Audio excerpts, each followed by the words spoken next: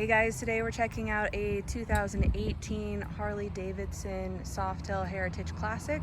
This one is in olive gold and black Tempest.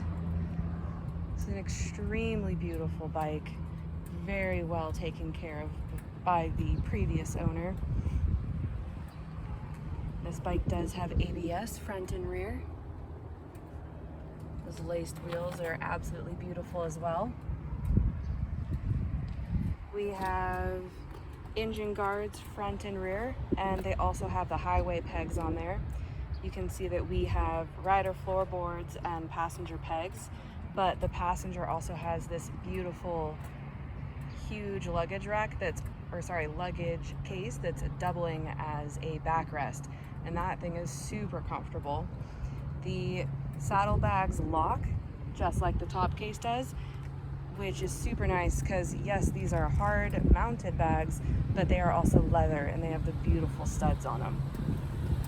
We have the Screamin' Eagle intake on the 114 cubic inch engine, and we also have the S&S exhaust. It sounds wonderful and it rides even better.